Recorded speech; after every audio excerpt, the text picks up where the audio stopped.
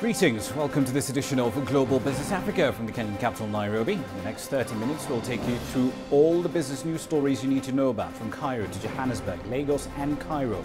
All you need to know about will be coming up in the next 30 minutes. Here's what's coming up. South Africa's president is in Moscow chasing trade, tech and investment deals. We have the details. As a Bitcoin wave hits South Africa, we'll tell you how this virtual currency applies to payment systems. And Tanzanian herdsmen are trading herding and cattle for the smithy as part of efforts to cash in on tourism cash flow.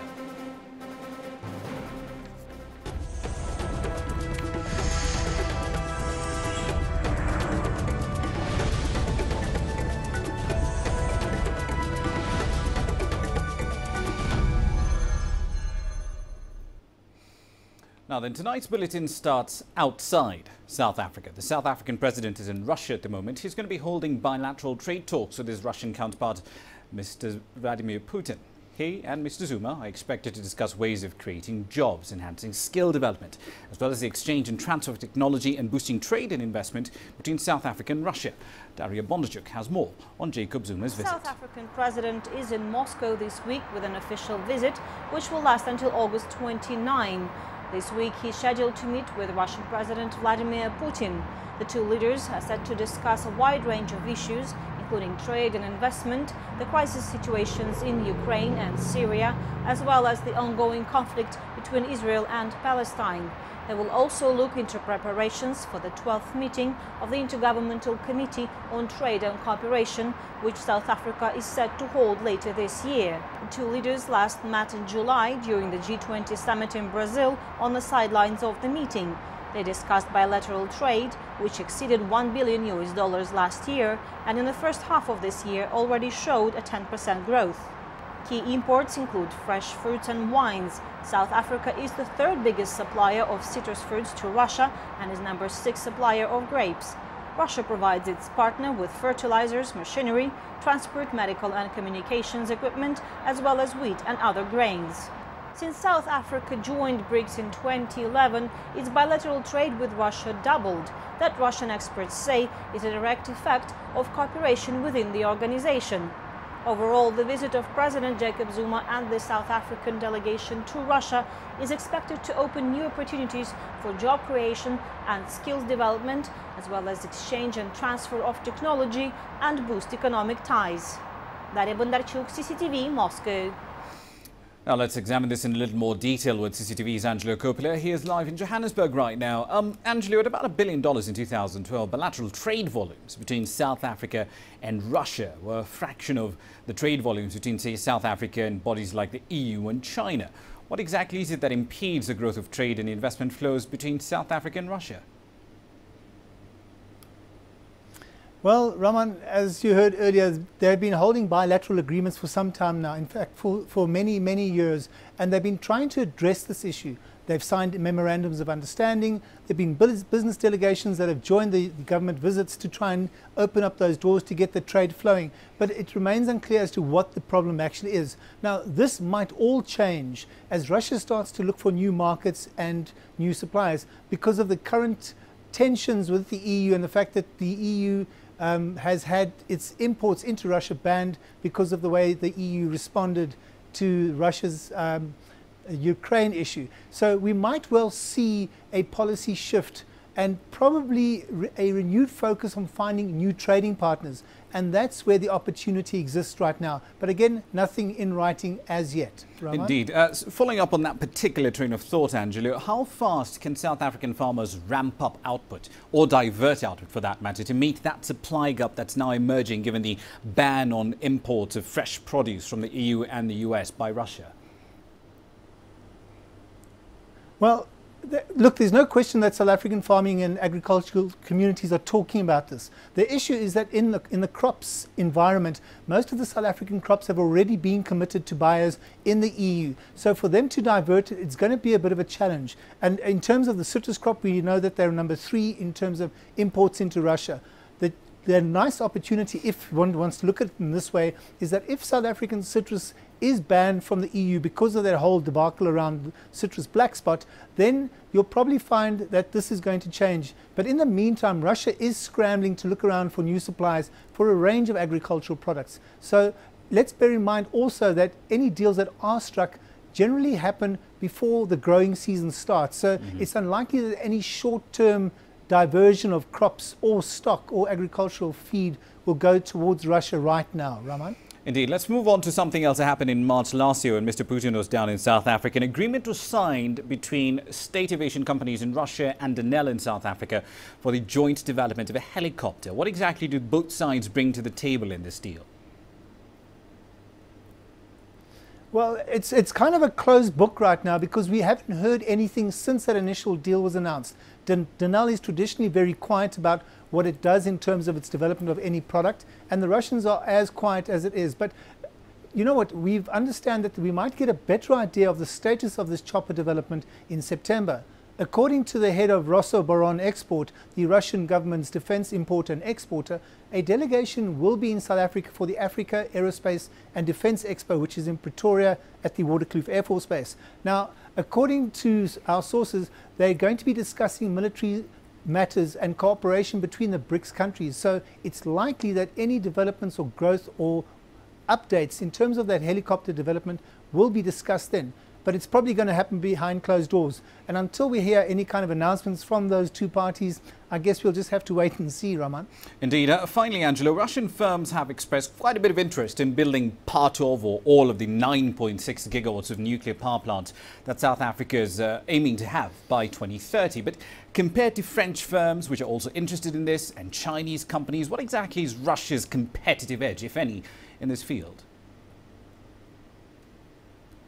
Well, let's look at the big picture here. It's a potentially $100 billion business opportunity here. So, and that's because of the expected overruns with any big kind of energy project, and especially when it comes to a nuclear project. So it's big business. There are deals in place, so there's no real competitive advantage at face value for Russia. But the South African government has signed agreements with Russia and France.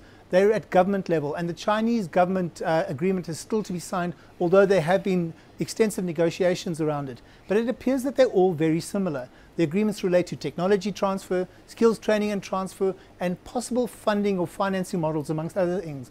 But here it's really a moot point, because at the moment we have a new energy minister in place who's trying to make herself felt, or her presence felt, and there's also a new head of Eskom who are going to be the owners of any nuclear development that does happen. But let's also bear in mind that there is still going to be a whole environmental NGO rush to try and stop the country from going down that nuclear path. So, Raman, it's still early days in terms of what's going to happen with nuclear. Indeed, it should be fascinating to see exactly what route South Africa goes. Stay the course with coal or actually build the nuclear power plants anywhere. We'll have to leave it there. That's Angelo Coppola in Johannesburg. Let's take you to the other side of the continent now, where Egypt's government is looking into ways of resolving the problems caused by street vendors. Now, there are about 1 million or so of them spread throughout the country. Most display their wares right on pavements or even in the middle of the road, causing traffic jams and utter chaos on the streets. Yasser Hakim looks at the latest efforts to tackle this problem. Street vendors have been around for years, but their numbers rose significantly with the absence of law and order after the 2011 uprisings. Unemployment is very high and we need money to live. Instead of stealing, we sell clothes in the streets. It's very expensive to rent a shop.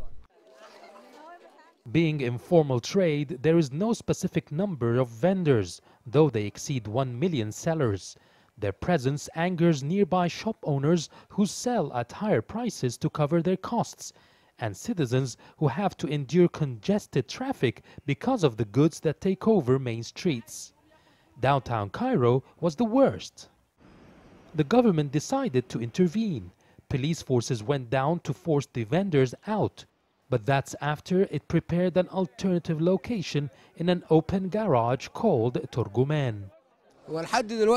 We took the names of the vendors in downtown and prepared the new area for them to sell in an orderly manner without disturbing traffic. The vendors, however, are not happy. As you can see, they gave us 1 meter squared each. How can we place our goods here? It's too small and too far away from people. No one will come here to buy. There are also no depots to store the goods overnight. We have taken note of these issues and will solve them immediately to ensure stable working conditions for the vendors. The problem of street vendors has been solved in downtown Cairo. Now the government will concentrate on relocating sellers from other streets, like the one behind me here. Yasser Hakim for CCTV, Cairo. Meanwhile, over in Kenya, pediatricians from about 60 different countries worldwide have converged in the capital. They're here to seek a common approach to tackling tropical diseases which hinder growth across Africa. Now, at this point in time, you might be asking, well, this is a business program. Why are we talking about health issues? Let me take it back to a 2006 study by the World Bank, which pointed out that malnutrition as a whole costs low-income countries about 3% of their annual GDP. Malnourished kids are at risk of losing over 10% of their lifetime earning potential. And according to the World Health Organization, malnutrition is a contributing factor to nearly half of all child mortality rates. So at this point, at its heart, it's really not just a health problem, but also an economic one. Let's dig deeper into this with Dr. David Githanga. He's the chair of the Kenya Pediatric Association. He's with me in studio right now. Thank you for your time this evening, sir. Thank you. Let's start with a broad overview of the numbers that we do see. Between 1990 and 2012, West Africa was the laggard, if you will, in reducing child mortality rates. It only went down by about 39%. Everyone else across Africa is doing it at a much faster rate. What's going on in West Africa? Difficult to say, but obviously issues of childhood relate to many other factors that we call determinants of health. If you look at issues of housing, nutrition, energy, fuel, if you use biomass fuels, you talk about infrastructure, things that are away from health, that affect health, impact on children a lot more. So one has to move away from looking at just numbers and look at the other factors that affect children's health. And almost certainly poverty, many times mental, and many other times material, affects children more adversely than it does adults. Indeed. While you're here, let's dive briefly into this Ebola outbreak in West Africa. It's put a lot of focus on the question of vaccination, research and development, the funding of R&D into vaccines. And most of the Ebola outbreaks, if not all of them, forgive me if my memory is a bit off on this, have been in Africa. But why aren't African governments actually investing in the R&D to deal with Ebola? For those that live in Africa, you will actually recognize that our problems are basic, very basic. You're talking about water, sanitation, waste disposal, nutrition, fuel, energy, and so on. Access to healthcare. Basic, simple things. Issues of vaccines are complex. They are at the highest level of complexity of medicine. So even though it's nice to be able to manufacture your own vaccines, really you have to do the basic things first. There is no amount of vaccines that's going to look after you if you don't have clean water. If you continue to use fuel that is full of smoke and so on, you're not going to run away from respiratory illnesses. So Africa and many African countries are really on the other extreme side of basic matters. And it's going to be a long while before we can invest in those areas. We have to sort out the basics first. So would it be fair then to say that a lot of this noise and complaints that we've heard about, oh, why is an Ebola vaccine being developed only in the United States, that essentially is all misplaced? I wouldn't say it's misplaced, but it takes up to sometimes 20 years to actually develop a vaccine. We've been trying to work on a HIV vaccine for a long time. These are issues where monies are put in and probably the results come out 20 years later. We are dealing with basics here, really. So right. Speaking of basics, however, these statistics from the WHO are frankly disturbing. Pneumonia, malaria, diarrhea, these account for about a third of under 5 child deaths. And this is the 21st century. I mean, these are all preventable in one way or another. I agree with you absolutely, and it's surprising that in the 21st century we are dealing with issues that have actually been addressed elsewhere. And that's why I quickly ranted out determinants of health. They are removed from health. They include accommodation, housing. If you don't have proper housing, you don't have good ventilation, you don't have good food, you're undernourished. If you're undernourished, your nutritional, your immunity is low. All these things impact on you. 33.3% of the children in this country are malnourished. So they begin disadvantaged. Many kids are born malnourished because their mothers are malnourished. So we really need to look at other things that cause poverty. In fact, poverty is the single most important issue that surrounds health. I know your background is in public health policy, so let's step back a bit here. When policymakers in health or in government sit together and make public policy on things like this, do we have a silo mentality here where we're looking at healthcare mainly as a health problem only without looking at the other causative factors that you're talking about? Poor nutrition, which essentially is an agricultural output problem, or access to better water, which is essentially an infrastructure issue. Do we have that silo mentality in planning? There is a silo mentality, but I must say that everyone is expected to do their bits. The doctor could not possibly address all the agricultural issues, but my way of addressing this is really have various members of various specialties actually being in committees. For instance, there's no reason why doctors should not be in environmental committees or in agricultural committees to make their own contribution. There's no reason why we shouldn't be involved, or doctors shouldn't be involved in economic issues, things that relate to money and so forth. Well, absolutely. I mean, if you're looking at a 10% cut in lifetime earnings, that's a big economic problem. And when you talk about children, children are not seen immediately as an immediate benefit, although we're very emotional about children, but we don't really put our money where our emotions are. There is a discrepancy between our emotional attachment to them and what we do for them. Right. Final question to you, Doctor. Given WHO statistics, 45% of all these child nutrition, or rather under 5 child mortality in sub-Saharan Africa is essentially related at some point or other to questions of malnutrition. Would it be your recommendation that sub-Saharan governments urgently need to focus on improving agricultural output? Absolutely, there is no question about that. We need good food, proper food, and food that is free of pesticides as well. And affordable. And affordable, correct. You're really spot on, aren't you? Yeah. All right, we'll have to leave it there, but thank you very much for your time, sir. Thank you. Dr. David Githanga there from the Kenya Pediatric Association with me in studio. Let's make a quick run through the equity markets here for you just before we run into our break. Fairly mixed performance right across the board. With regard, however, to the NSE 20-share index, up about 11 or so basis points today. Standard Group did release its results today. This is one of 2 media companies that are listed at the NSE. Revenues relatively flat, up about 1.5%. The interesting story, however, comes from its digital assets and radio, both of those seeing revenue growth of well over 50 percentage points. Its magazine business, however, has quite a bit of red ink flying all over it. We'll keep tabs on that for you right here on Global Business.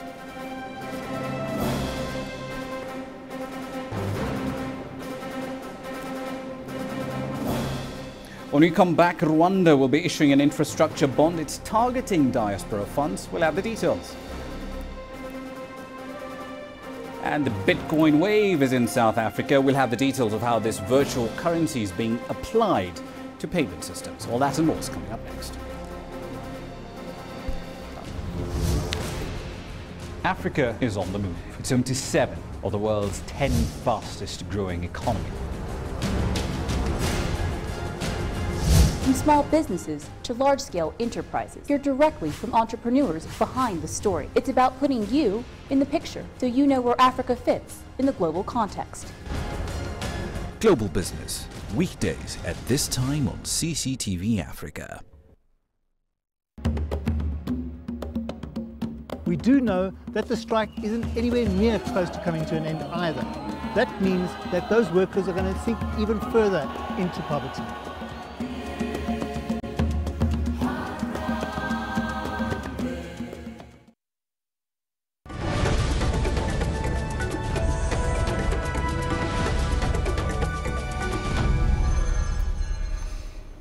Welcome back. Rwanda is eager to tap international debt markets once again, this time with a 5-year local currency bond that should hit the market by the end of August. Rwanda aims to raise about $2 million. The idea here is to finance infrastructure projects and boost capital market development. Its finance minister, Claver Gatete, says that members of the East African community and anyone else around the world really can invest in the bond. It will be listed and traded at the Rwandan Stock Exchange. EAC members will be facing a withholding tax of 5%. If you're from anywhere other than those 4 countries, you'll be facing a higher threshold of about 15%. In February, Rwanda's Treasury's bond of about 12.5 billion Rwandese francs was oversubscribed by over 140%. Now, the country is seeking to offer another domestic bond later this year in November. This is all part of a wider plan of regular issues to develop its capital markets. Now, when Bitcoin first gained prominence and coverage in mass media, some of us went on a virtual trading spree, the idea being, of course, to make a quick buck. Bitcoin essentially offers the promise of lower transaction fees compared to traditional online payment options. And it's a currency, and I use that word very lightly here, not backed by any central bank. It's essentially run by a decentralized algorithm, much unlike anything you know from government-issued currencies. Africa, however, is slowly catching up with this fascination with Bitcoin, as Angelo Coppola reports on what's hot tonight. Bitcoin has arrived on the continent. The technology has been tried and tested, and the entrepreneurs who brought it into the country are excited about its prospects. And while many millennials would be familiar with Bitcoin, the older generation might struggle with the concept. Bitcoin is pretty much a distributed virtual currency. It is very much in many ways like money itself. The only difference is that this money really exists on the internet, and it's basically produced by computers and minted in that way. South African consumers don't need to carry around their laptops and tablets to buy Bitcoin, because there's a barber shop in Kyalami, right in the middle of the Minka manure belt of Gauteng, where a Bitcoin vending machine has been installed. A lot of Bitcoin owners are also fans of technology, and so this barbershop has got PlayStations, it's got Xbox, it's got dedicated DSTV, you know, and it's really high tech, and we thought it's very appropriate to have a Bitcoin ATM in such a high tech environment. When it was first launched, it was the flavour of the month internationally, as technology and cutting-edge software early adopters jumped on the bandwagon and began trading. But Africans have been a little hesitant to get involved. Some estimates suggest that only 1% of all Bitcoin transactions originate on the continent. I think the main reason that we bought this machine in and the technology is so that we can just push the technology forward and see what happens. For this venture to take off, it's going to need traction. A vending machine in a barbershop is a good start, but how do you get other retailers and shop owners interested enough to sign on? The big selling factor is drawing people to the owner's store. You know, so if we can convince an owner that there's a big demand for Bitcoins, which there will be in a couple of months and a year's time, then everybody would like to have one. And because it's also quite a low risk, the way the ATM has been designed, you know, there's not a high risk of theft. But there's a more interesting and potentially greater opportunity, something which might make the money transfer companies sit up and pay attention. You can within minutes send to anyone in the world this virtual token which represents a currency. It's been called cryptocurrency and virtual currency. The fact is it's actually real because people are transacting in it internationally. In South Africa it's just arrived, it's the first on the continent. Whether it's going to take off in the retail sector remains to be seen. I'm Angelo Coppola for CCTV in Kyalami, South Africa.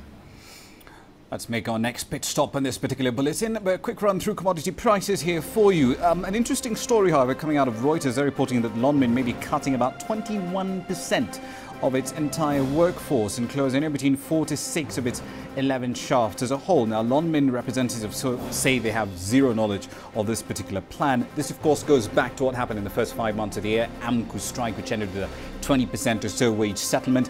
That, of course, has to be paid for by someone, and that essentially means Lonmin has to trim the fat, as it were. But we'll keep tabs on this story as it develops right here for you on Global Business.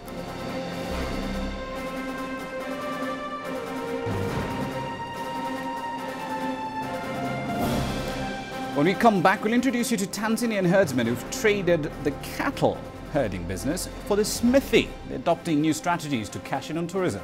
All that and more is coming up.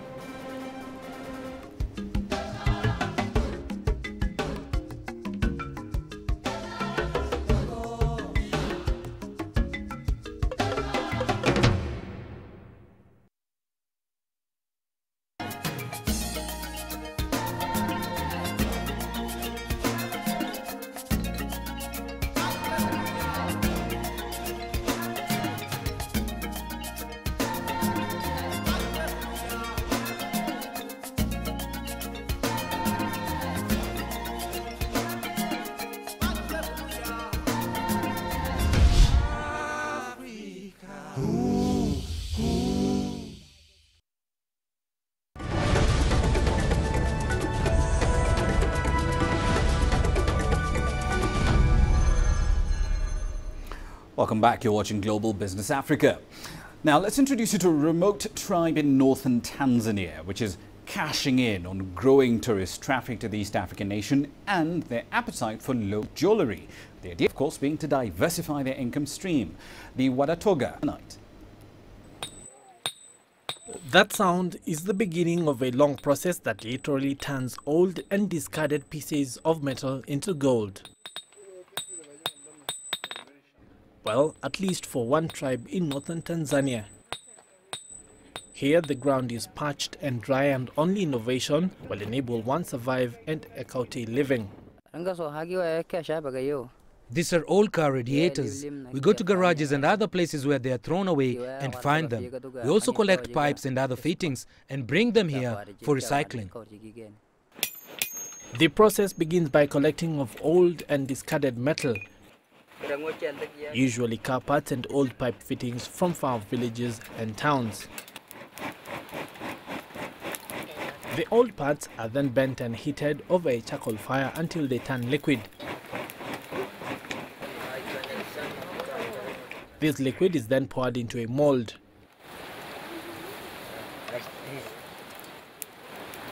The resulting strip of metal is then treated in its own special way with a fairly local touch. Besides jewelry, the craftsmen here are experts at making arrows and spear tips. They say it's a craft learned from their forefathers.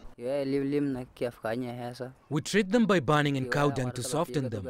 After treatment, we then cut in the decorations and patterns. The resulting jewelry can then be sold off at auction or to tourists who often visit. The advent of tourism, they say, has led to a major change in their way of life. Tourism has helped us a lot by enabling us to diversify our income. Apart from buying our wares, they pay a fee at the cultural center to come and visit our homes and also enable us to get foreign exchange. This was not possible before. Though the returns from the business are not that much, the business has enabled them to diversify from the traditional agricultural way of life, meaning that they can now supplement their incomes. One man's rusty and discarded bits of iron can be yet another man's source of raw material for a thriving business, such as this one here in northern Tanzania, where this family fashions such bits into jewelry and other items for everyday use. Peter Wakaba, CCTV at Lake Eyasi in northern Tanzania. All right, quick run through Forex data here for you. Going to provide a bit of background to some of the events you expect later this week. Second quarter GDP data in South Africa that's due out tomorrow. It should essentially confirm whether or not South Africa is in a recession. Remember, of course, retail sales data were up 2.1% in the first quarter. There was a decline, however, in the second. Whether or not that, of course, has an impact, we'll have to wait and see. And just before we go, coming up on Global Business tomorrow, the platinum producer Lonmin, as mentioned earlier, aims to cut about 5,700 jobs. This is part of a drive to restore profits after AMCO strike earlier this year. We'll be tracking down the reactions and analysis to that particular announcement. And elsewhere, thousands of pastoralists are lamenting the loss of their herds following a very crippling drought. We'll explore what that means to the country's ailing economy. And that's it for this edition of Global Business. Send your feedback to Global Business Africa at cctv.com. We're also online, Facebook, Twitter, you name it, we're there. The news continues 24/7. Thank you for watching. I'm Ramanya.